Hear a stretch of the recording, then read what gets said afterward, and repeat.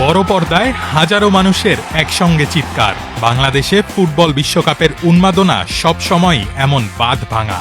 কিন্তু আর মাত্র এক মাস পর শুরু হতে যাওয়া ২৬ বিশ্বকাপের আসর এদেশের মানুষ দেখতে পারবে কিনা তা নিয়ে তৈরি হয়েছে চরম অনিশ্চয়তা। কারণ রাষ্ট্রীয় সম্প্রচার মাধ্যম বিটিভি থেকে শুরু করে দেশের কোনো বেসরকারি টেলিভিশন বা ইন্টারনেট ভিত্তিক ওটিটি প্রতিষ্ঠান এখনও বিশ্বকাপের সম্প্রচার স্বত্ব কেনেনি। ফিফার নিয়ম অনুযায়ী বিদেশি চ্যানেলগুলো অনুমোদন ছাড়া বাংলাদেশে খেলা সম্প্রচার করতে পারবে না।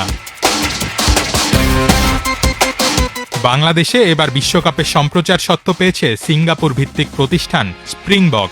বিটিভির একটি সূত্র জানিয়েছে ১০৪টি ম্যাচের সম্প্রচার স্বত্ব বাবদ স্প্রিংবক তাদের কাছে প্রায় ১৫১ কোটি টাকা চেয়েছে, যা কর সহ দাঁড়াবে প্রায় ২০০ কোটি টাকা।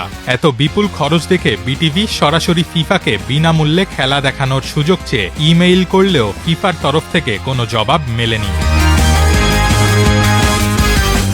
বেসরকারি টেলিভিশন বা ওটিটি প্রতিষ্ঠানগুলো এবার স্বত্ব কিনতে জোরালো কোনো চেষ্টা করছে না। সম্প্রচারের সঙ্গে যুক্ত কর্মকর্তারা জানিয়েছেন, এবারের খেলাগুলো হবে গভীর রাতে ও ভোরে। ওই সময় দর্শক কম থাকায় কাঙ্ক্ষিত বিজ্ঞাপন পাওয়ার সম্ভাবনা কম।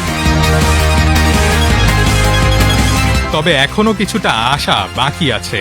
স্প্রিংবক জানিয়েছে আলোচনার সুযোগ রয়েছে এবং তারা গ্রহণযোগ্য হারে মুনাফা রেখে স্বত্ব দিতে রাজি।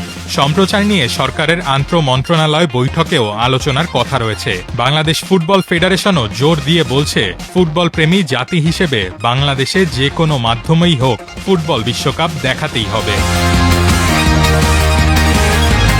আগামী ১১ জুন যুক্তরাষ্ট্র, কানাডা ও মেক্সিকোতে শুরু হতে যাওয়া ২৩তম আসর মাঠে গড়াতে বাকি এক মাসেরও কম। সাধারণ মানুষকে খেলা দেখার সুযোগ করে দিতে হলে এখন সরকারকেই দ্রুত উদ্যোগী হতে হবে, নইলে বঞ্চিত হবে কোটি কোটি ফুটবল ভক্ত।